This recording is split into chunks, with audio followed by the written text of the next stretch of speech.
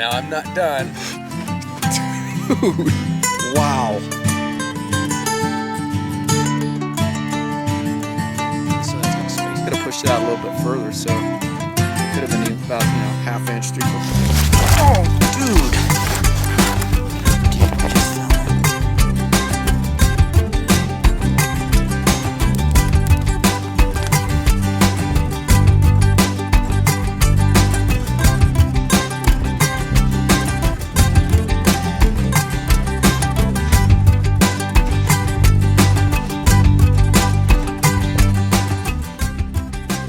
Rocking the snowflakes on my leaky poles. You are too. Yes, kind of by accident. Me too. If I thought about it, I probably would have brought up my smaller baskets for the poles. Mostly dirt on this Nutnfancy mini backpacking adventure. Say hello again to Mr. Crockett 20. Hello. What's up, man? Gonna have a fun trip. Dude, if I was a tree hugger and you passed me on the trail, I'd be affrighted. Look at this, RTAC 2 riding in a chestnut ridge Kydex sheath. It's a rockin' sheath, ain't it? Yes, love it. And also on the back, Ontario SP43, great mid-size survival knife, and then that's a Grand Force Brooks at, I think that's a 22-inch. We have some intentions for testing up here in the high elevations, just like we always do. We have some other blades and stuff with us. But it's mainly about getting out, eh, Crockett? Yes, that's what it's about. We get the testing done, we don't get it done, whatever. It still happened, us being out here. That's nice. Right. It's easy to break away too. I'm surprised we don't do it more frequently. It's so easy to get out of the house and put everything aside. Get off from work, right? Yeah. We're getting kind of a late afternoon start on this mini backpack adventure. The quaking aspens are just coming out in leaves right now. It is a late spring due to the late snow. And it wasn't too far from this area where we did Sub-Zero. Sub-Zero, yeah. It's just back behind us a little bit. Yep. Beautiful area. We're gonna go a lot deeper in than we did for Sub-Zero. Yeah. Might even see a lake in the destination. We have huge runoff going on this spring, to the point where it's dangerous in the canyons. Mm-hmm. Don't you think? Absolutely. A couple people have been swept away and killed this year in the runoffs. So this is not a great representation. This is just a little creek. But if you go down to the main canyon below, raging river. Oh, I mean, it's awesome to see. It's really, it's really beautiful. interesting to see. But so dangerous, especially for the little kids. Well, even us. Yeah. You go in there, you're in trouble. If I fall in, would you save me? I'd throw you a God, you're taking a long time to answer that question. Let me ask you this. Would you save my gear? I would jump in and grab your pack first. You were rocking a Spyderco Tenacious right there, bro? Tenacious, yeah. Excellent. Your backpack is? It's a Badlands Sacrifice. It's a good looking pack, dude. Is it bigger than the Kelty Red Wing? Yeah, I think it's mid to upper 3,000 cubic inches. Okay. If I remember right. It don't matter. It looks, what I like about it, looks like it's got a really good frame right here. Is that polyurethane or aluminum right here? I believe it's aluminum. I like that. I don't like it when you get a big, I don't know, mid-sized pack like that, and they don't have a good frame system in it. Hate it. This one is really, really comfortable. There's so much good gear out there. Mm-hmm. And you know, it's hard for me to review the backpacks because they change so frequently. I review a model, and unless it's something, you know, I don't know, really durable like the Red Wing, it's gone. It's there for a couple years. Next thing you know, they've replaced it. I review it and people can't find it. Look at that view up there. Not sure what it's going to look like at our destination. I know we'll run into the snow, but we're not sure of snowpack. I'm wearing gaiters like I usually do, just in case. And you got a new system on the front. Yes. Like a kangaroo. Kangaroo. This is the Ribs front pack. Here, turn to the sun so they can check it out. I like the idea of those, actually. I they balance love it. the pack out. One thing I really like about it, you know, coming out here and doing video and stuff, is that they have room for your adult diapers. Yes. And the wipes. So you got diapers on one side, wipes on the other. It's perfect. Oh, it's huge. And it's hard to find room in the pack for those. It is. Well, then all you got to do is squat. You got them right here. Hey, you're good to go. as you were saying. So I mean, you know, I've got mess snacks in here. Yeah. So when you're on the trail, you don't want to turn around and get in your pack. Boom, snacks right there. there. Anyways, it's just really nice. Yeah, it's cool. Nice access. Good coloration too. Yes. Okay, onward, upward. Not sure what we're going to see up here. This is moose territory. Crockett and I have both seen moose here, and they're quite used to people. Yeah. Well, so it's not like they run or charge you, which is worse when they see something. They got really bad eyesight, don't they? Moose do? They do, yeah. Cool. Even I've come up here with a mother and her calf, and she wasn't that concerned. Thoroughly chilled. Yeah, not too bad. All right, buddy, lead out. No dogness with us. It's kind of sad, actually. Allie, the mountain dog, is still healing up. Maybe she'll join us in later adventures this year. We'll just have to see. We're keeping our fingers crossed for her to heal up completely.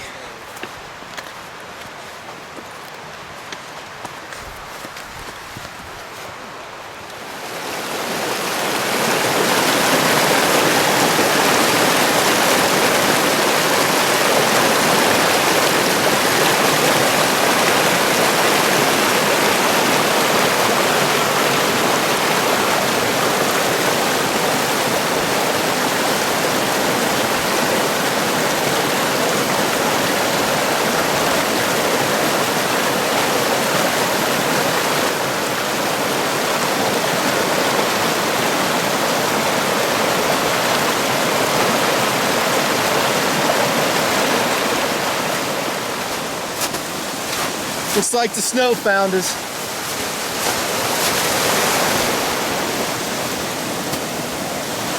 Man, I'm glad I got gators.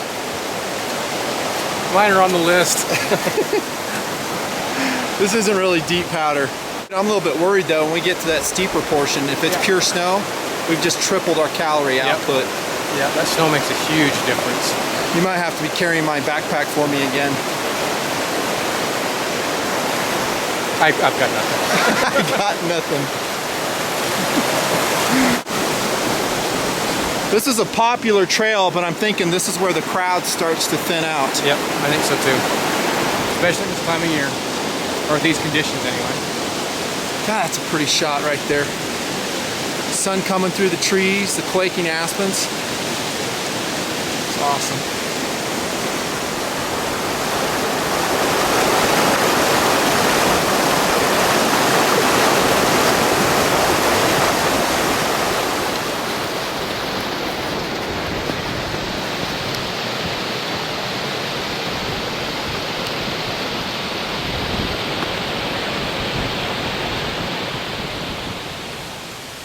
By the way, my backpack is a JanSport Carson.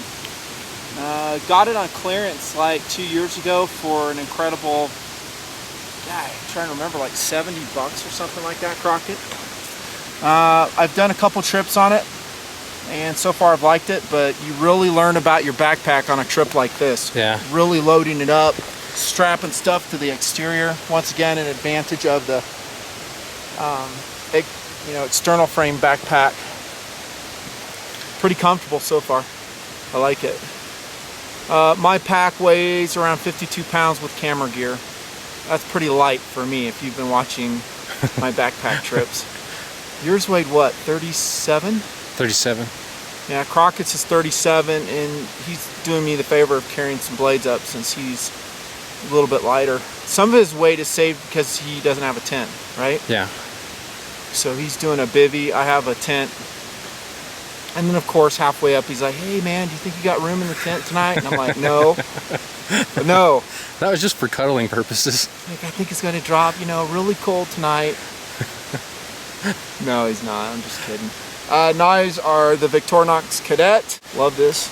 And then I have a Preon 2 riding right there. Several flashlights with me, that accounts for some of the weight. I have a TK15 from Phoenix going through testing tonight. Got this knife, I just bought it at an outdoor store. SOL. Survive outdoors SOL longer. On this trip. Really lightweight, tiny little blade, integrates a whistle. Most of these things that I see are pretty hokey, but since it weighs almost nothing, It actually has a pretty sharp Os-8 blade to it. With jimping. So I thought it'd come along for the ride. And then my bigger folding knife is, you haven't seen this one for a long time. How about the Benchmade Ascent? Nice. Reviewed in 2008 here in the Nutnfancy project. 2.8 ounces, 440C steel. And I sharpened it on the Edge Pro Apex. Sucker's wicked sharp right now. Wicked sharp. That's really going to help skinning that moose out later on. Oh, the one we just got with our poles, our trekking poles? Yeah. We'll skin it on the way down. Sounds good. Yeah. Of course, with all the snow on the ground, built-in refrigerator where you camp. So if you did find yourself in a survival situation and were lucky enough to fall an animal that big, put it in the freezer as long as you got snow. Yeah. You know, predators would be a problem, especially in certain parts. Canada, Alaska, you have wolves you'd have to watch out for. Probably dry it. Dry it out. Racks. Maybe we'll do that in TMP one of these days. Honestly though, I don't want to kill an animal that I don't use 100%. Unless it's a pest animal, like a rat, you know, something like that, then I don't mind as much. But as far as a game animal, I wouldn't kill it just for demonstration purposes. Just wouldn't. If I ate it all up, or those in my party, then and it was legal where I was, then I might think about it. You should definitely be able to down an animal though. Skin it out. Be up for it if you have to. Your life may depend on it sometime. If we had to right now, how would you try and take one down with what we have on us? A moose? Yeah. Or say a deer. Oh, that's a great question. And no, I didn't ask him to ask that. The way I would do it, no joke, is I would locate him first. Find out, I'd go scouting, I'd make a base camp, and then I'd pack really light and start scouting these mountains around. You can kind of show them where we're at too, Crockett. Once I located them, then I'd see if I had enough calories and time, because that's what is always in short supply in a survival situation: calories and time. You know, if I had enough energy, I'd stalk them, find out their habit patterns and maybe their routes they're taking. And if I could catch the moose in deep snow, then I would kill them with a spear made out of that buck hoodlum right there. I don't know which side it's on. I think it's on the other side, yeah. Yeah, there we go. You can see the top of it right there. And the beauty of that blade is those handle slabs come right off. With that Victorinox Cadet that I just showed you, has a screwdriver in it. Get one of these big old poles. I would harden it up and fire. So I have a nice straight spear shaft. Lash it with 550 cord. And that's what I'd do. In theory. With my luck, I would think the moose is trapped, and he's not trapped, because they can kill you. Those are big animals. Might somehow put a deadfall on them to slow them down. But if you got a good jugular hit with that buck hoodlum, I would think a couple stabs of that would do some damage. But you'd have to immobilize them somehow, and deep snow would be your best bet. Might be hard to do this time of year though, because I don't know if you're going to find like a 10-foot drift and be lucky enough to catch up with him in that drift. I don't know. You could make a wilderness trap. Going back to my deer trap video I made many years ago, I'd make a bigger version of that. Actually, several versions of it, and just dot the hillside with it. Hang out. What you'd also have to do, honestly, is weigh out the fact, is it worth the calories and the rare chance you'd be able to bring down something that big. You might be better off snaring some squirrels, some chipmunks, going for some fish. Going for the, what's that? Yeah, going for the smaller game. The small stuff. You'd have to weigh it out. Yeah. So I'm not just saying, oh, kill the big game, but it's possible. You can do it. One thing's about those deadfalls, and not that I'm an expert on them, I don't even know how to make one, but in theory, once you set it, you can leave it, and it's hunting for you while you're doing whatever else. That's what I said in a deer snare video, is that I would just dot the hillsides with those those traps. And I'd have a way to mark them too, so I don't forget them. Even in a survival situation, I do that, because that's a big deal. If you set a trap and you don't come back and check it, dude, that's bad. And I would never do that unless I really needed food. I don't recommend you even do it for practice. Unless, I don't know, you're in a survival class or practicing the skill set or something. And it's legal where you are. Shall we? We shall. I hope we can make it up to where we want to go, because this is a lot of work in the snow. I didn't think it'd be this heavy this early. I thought it might be up closer, but not this early. I didn't know what to expect. I knew we'd have snow patches, but it looks like, gang, we're getting into solid snow. Not snow patches, solid snow. And now I wish we would have brought our snow shovel. Mm-hmm. We were debating at the car, do we bring the snow shovel, don't we? And we didn't. I kind of wish we had now, just for carving out a camp place.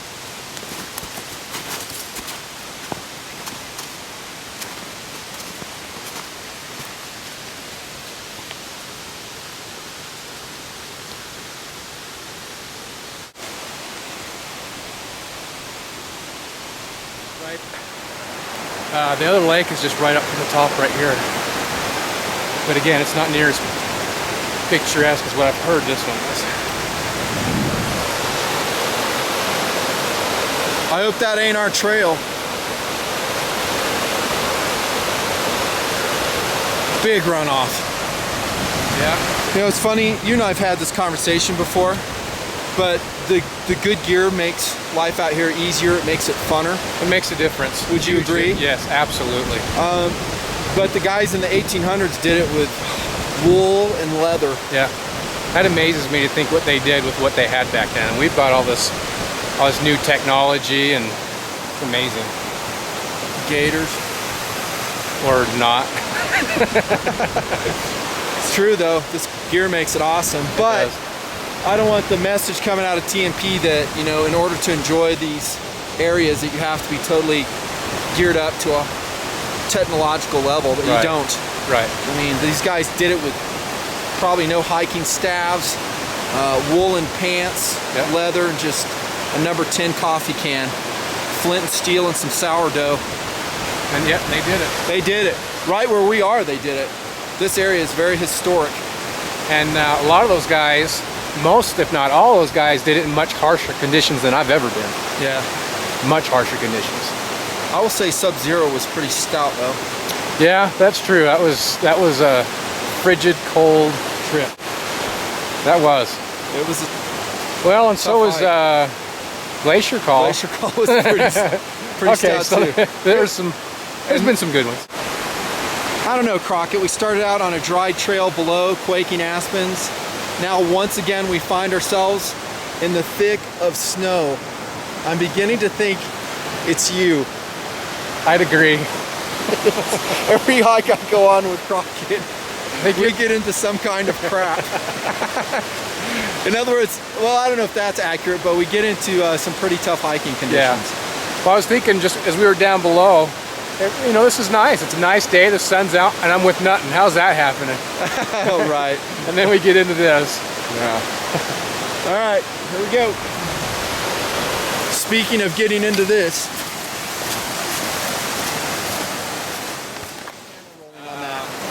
I just busted right through that snowfield into the creek. Hey, guess what saved me? Your gators? Yes. I'll laugh if he breaks through right here. We'll hike and talk. You know, up where we were on Glacier Call, Yeah. there's some snowfields that go over that trail in the summertime that hollow out underneath. You can break through and go right into the creek and be swept away into another snowfield. That's nice. I mean, the water's one thing, but that cold water. Yeah, too. and you're underneath like a plank of ice and snow and you can't get out, and it's really steep. I think we talked about it and where the air is thin. My son, last suspect, and myself. Yeah, I think it'd pretty much be done. You'd have to fight, you know, try to get out. Yeah. That's pretty.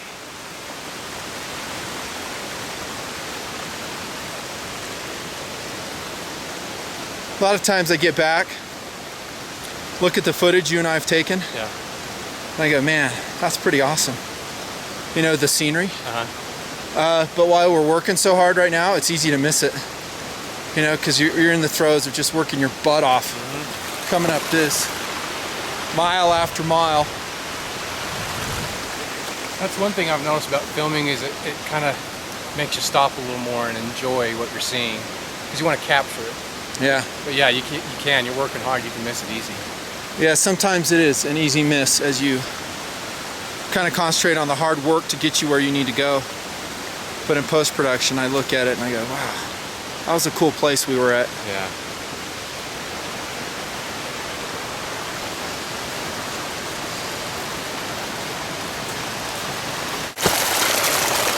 This is why you waterproof your boots.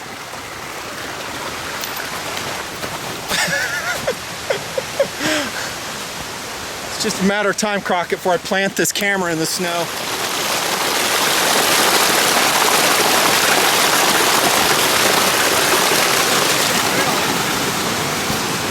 It is the trail.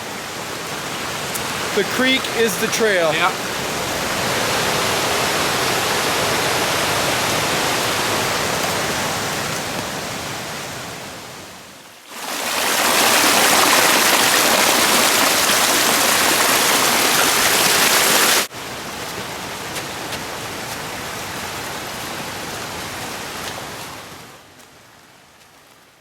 That's pretty, that sun coming through the trees. As usual, Crockett 20 and I are talking about the world of YouTube.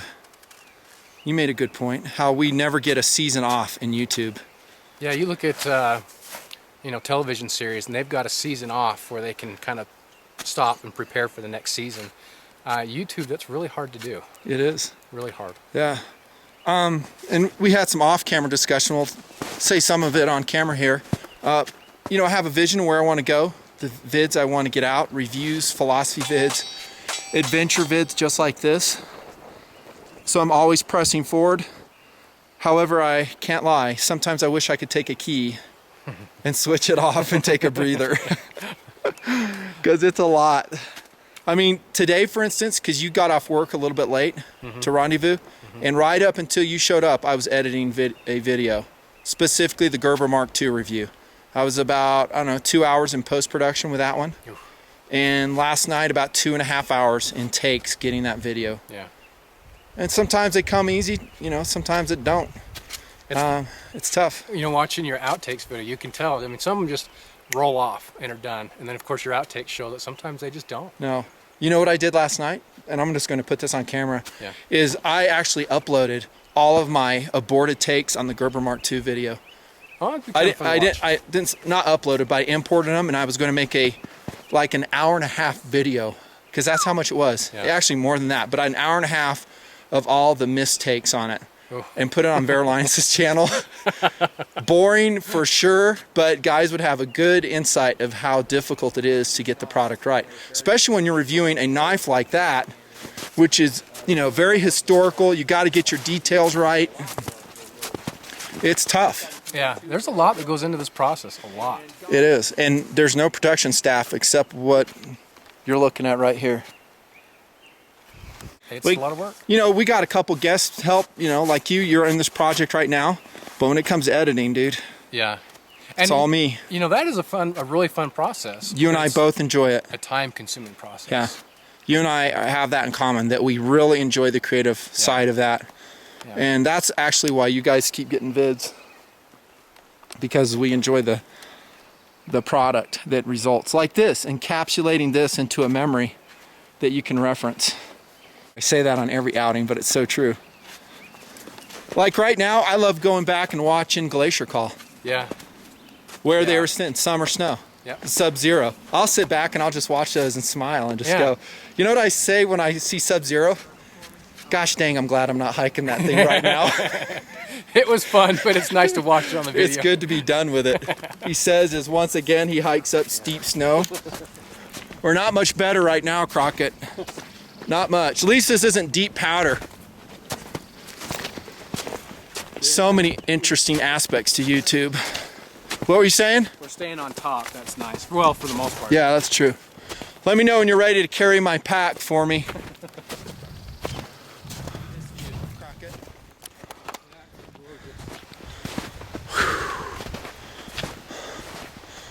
That's what makes the work worthwhile right there. Look at that view, guys, right here. You hear that water rushing down? All that melt off? Somebody at work asked me today why I come do this. And you said, I'm hoping one of these days Nutton gives me some free gear.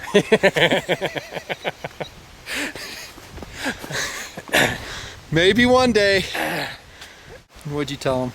What's that? What'd you really tell him? I started to explain it, and she said, my idea is going to a hotel that has, I don't know, 600 denier sheets or whatever she said. And I said, you know what? Like a 5-star hotel. Yeah, I said, that feeling is my feeling when I come out here. That's my relaxation and enjoyment. Yep. I will add into that a sense of achievement. Yeah, yeah. Like you can see right now, guys, Croc and I are going to own this area. There ain't a lot of people that are going to be willing to come up these steep snow fields here in June and go where we're going. Yep. We say that and we're probably going to run into that oversized woman in a set of flip-flops with a No pack. empty water bottle and a fanny pack and 3 kids in tow. With her little electric fan. That's happened before. I'm on some of these trails. I think, yeah, man, it's awesome. I see some guy just like that back here too. Although very unprepared if something happens. I did, there's a spot by my house. I went up, coming down. I was feeling pretty cool about myself. Yeah, this is pretty cool. This chick comes up. She's in a spaghetti strap tank top. She's got these 2 little ankle dogs, flip-flops. I'm almost that So exact your wife scenario. followed you all the way up there? She did. What was she doing? I got You in trouble. didn't clean the basement. She told Busted. me I had to come home right then or I'd be in trouble. Oh, no doubt. She was pissed. I'd be grounded. So that lady made it all the way up where you were. Look at that right there. You can see this forested slope of that mountain. I love this camera because you can actually zoom in and see stuff with it. The evergreens on that slope. We'll be falling into shadow here pretty shortly, and where we're going to the lake basin. What you measuring it finger-wise there, Crockett? Hour and a half? Yeah. Beautiful, just beautiful. Okay, I hiked this many years ago with a youth group, and last time, I don't know, it was probably about July that we hiked it, so of course it was dry, not this heavy snow load we have now. Mountain bikers came booking it down. The trail splits up here somewhere. They almost took one of our guys out. Ooh. I mean, I'm talking like, the guy was doing probably 30 miles an hour coming down the trail, just come full straight suspension down. bike, 2 of them in tandem, ripped it, almost took out one of the dudes. Oof. It was close. No sorry, no nothing. Yeah, yeah. I'm like, dudes, do your mountain biking, but heads up. Yeah, be courteous about it. Yeah. This is a really cool mountain biking loop, by the way. With no snow. You know what this would be cool is, not that I would want to see him up here, but ripping it on a snowmobile right now. Oh yeah, that'd be fun. Right about, this is like perfect. Yeah. I don't see any barren patches right now. I can't lie though, I don't like hearing them up here. Yeah, it's nice to come to these backpacking areas where it's a little quiet. Right. Well, I'm going to keep hiking, backpacking, as long as my health holds out. Yeah. But maybe later in life I'll integrate car camping more. Yeah. Don't you guys have a pop-up trailer? We've right got now? a pop-up. I like it. Especially with the young family, it makes it a little easier. Yeah. The downside to it is you get up in areas where there's a lot of four-wheelers. And don't get me wrong, those are fun. I've been on them. I love them. Oh, they're But way fun. There's noisy. areas where they're appropriate and areas Yeah. where they're not appropriate. Yeah. It just gets noisy. And we had a group, they were across the valley from us. So you're kind of camping in the trailers and stuff. And just all night long, I was trying That's to sleep rude, with my man. kids. Let me guess. Crockett comes out in his underwear with a pump shotgun and says, "Listen, you son of a bitch." Close. I got dressed. Did you really? I got. Crockett, you crack me up because you're not scared of anybody. Oh, I'm scared of my wife. He's not. My wife. Is that lady in the spaghetti straps and the poodles? I'm more scared of the poodles. I'm just kidding. She does not have poodles. No, I drove over there and I told them to Oh, cool. quiet down. Yeah. It was. That's one thing about this is you don't typically find that because you're not going to haul a radio up here. You're not going to do that. It kind of, the difficulty that we're in. By the way, this snowfield right here reminds me of Jeremiah Johnson. Ooh, yeah. Right where he was like cooking the rabbit. Right there. If you haven't seen that, see it. Best movie ever. That is a cool show. Jeremiah Johnson. What was I saying? Oh yeah. It weeds out the lower quality individuals. It does. The people who are addicted to technology. Mm-hmm. Like you say, they're not bringing the music up here. Yeah. Occasionally you'll find a surprise in the summertime where we're at, because this is a high use area where we're in. Once it's accessible, like not now, but generally. Yeah. But again, that's what we said in other adventures. You hike up and go through the difficult hike. Solitude and a quality experience away from a bunch of people. And that's what I crave. That's what Amen. I crave when I come up here. The only bummer is he's stuck with me on this hike. That sucks. I'm going to camp about 100 yards wherever nothing's not. And he's still pining to share my tent. The tent I'm carrying. I'm just kidding. He's got his own system. A bivy sack. You know what I call a bivy sack? A fart bag. And his isn't even Gore-Tex, dudes. I'm trying something new. Marinating in your own juices. That's what you're going to be doing tonight.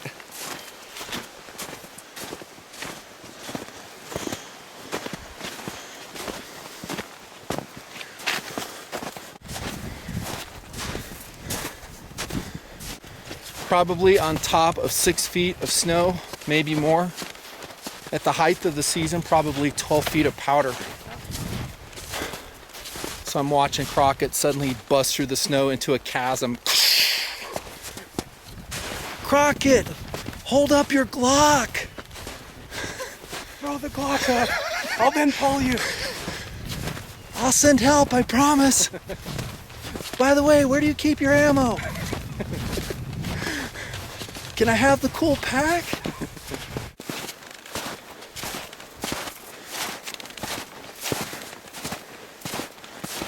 Oh, dude.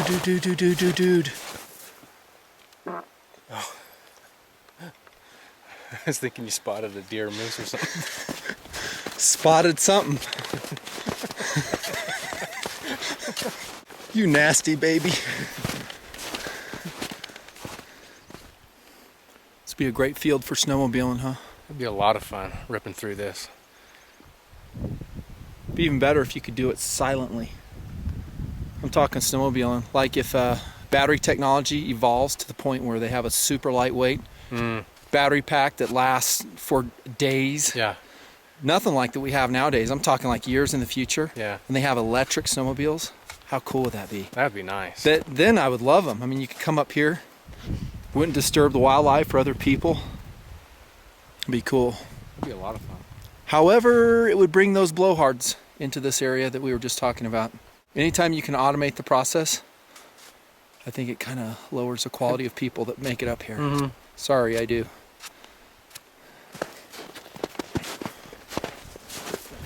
There's like a creek up here, dude. It's like a chasm. That's awesome. Yeah. That means it undercuts that snowbank somewhere along there. And if I remember right, in the summertime, we would not be hiking where we are now. That's probably all this, isn't it? We're in marsh right now. The trail's over here. It skirts it, but this is like, well, it's like this. It's a marshy area with, bogs and water. But with this snow playing on the top, we can bail on top. This is really interesting. It is. Look at that snowbank, Crockett. And the layers of dirt and snow, how cool that looks. That is really, really cool. That's a perfect place to snow cave too. Could burrow right into the side of that. Leave about a 6-inch snow floor so you're not sitting on top of mud. It's already dense and compacted snow. It's not powder. Instant shelter. And we could use that snow shovel that we left back at the car. Because we were going to just run into patches of snow. We could bushcraft a shovel. Yeah. You know what everyone's saying right now? Project, project, project. That'd actually be a pretty easy project. It wouldn't be like ideal, but you just weave cross stitch one together so you could plow up some snow. one of those in a pinch type of things. Yeah. It would be better than nothing. Be fun fooling around, see how it turned out. Yeah. I'll tell you, these packs are easier to carry than the ones we had in Glacier Call. Yeah. Yeah, they are a lot easier to We were carry. carrying snowshoes in too, weren't we? Snowshoes, yep. Look at that peak up there. That's where we're hiking, by the way. And beyond. That's got a little bit of the, what do you call them, the wind blowing snow up there at the top. Oh yeah, the drifts, Yeah, cornices, yep. sure does. Yeah, speaking of on that overlap, right? Oh yeah, look how far that's undercut right there. Yep. And that's what you're doing up there. You're stepping on one of those, you're done. Well, likely. Yeah, you're on for a, what do they call it, a Wyoming sleigh ride? Yeah. By the way, did you bring that frying pan that you're going to go sledding down? Yeah. I stuffed it in your pack when you Crockett weren't 20 looking. is going to do an aerial feat off that cornice and come booking down in a large frying pan. No shirt and his shorts. The visual image just makes me laugh. Pair of heart-dotted boxers. Wiener flying out the fly. Your nostrils packed with snow. It's one of those things you think it's going to be so fun until you start doing it. You try it. And then you get past the point of no return where you just have to go. You just have to go with it. There's nothing you can do. And you're right. As soon as you come off that cornice, you go, you know what? This probably wasn't a good idea. It's such a good idea. Oh. Oh man. That water looks pretty clean. Look at that snow right there. Look how clean that is. That is clean. There's a good depth indicator for the snow right there. Yeah. That tree. It's melting fast on these warm temperatures.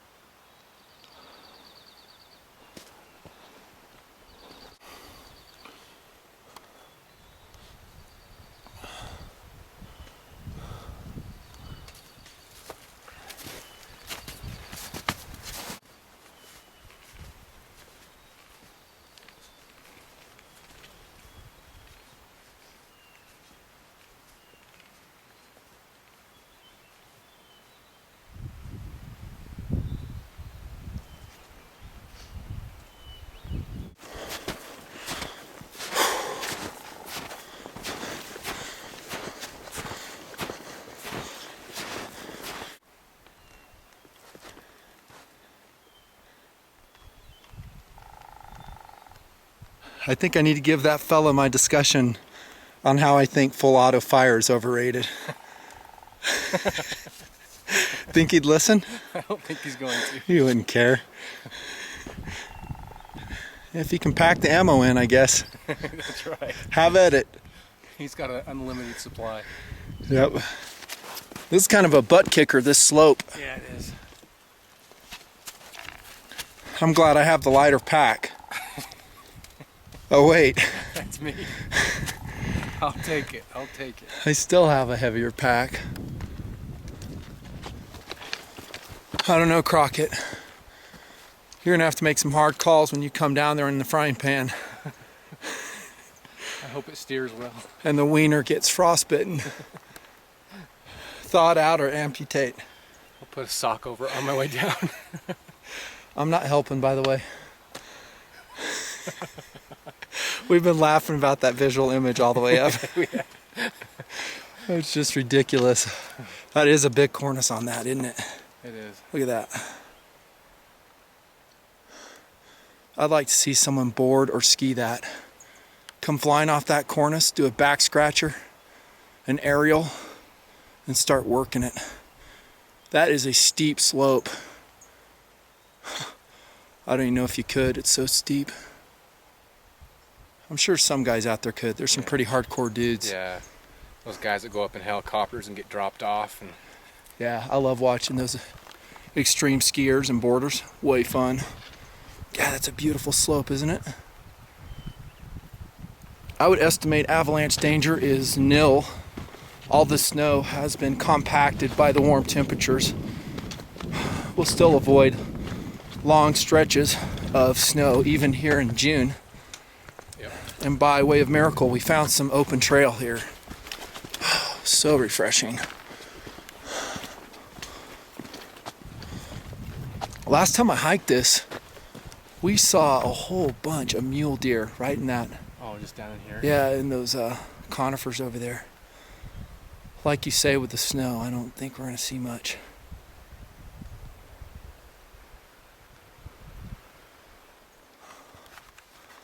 This is just to the left of the trail. Look at all that standing deadwood, or fallen deadwood as the case may be. Stand of quaking aspens, bunch of dead ones in there you could use for fuel, shelter craft. So maybe where we're going we'll find some fuel. It's kind of a high use basin though, our destination. Yeah. So you're probably going to hike a ways to go get the fuel while I wait. A couple miles. Yeah, I'll just hang out and wait for you.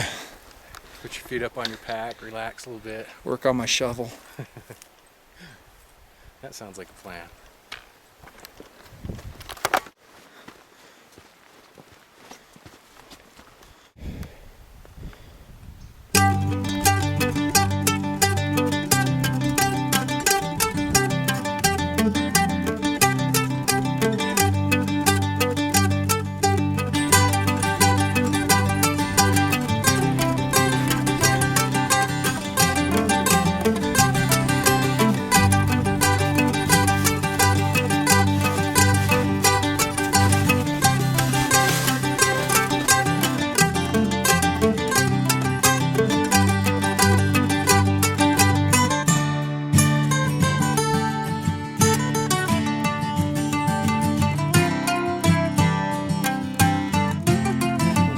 Yeah.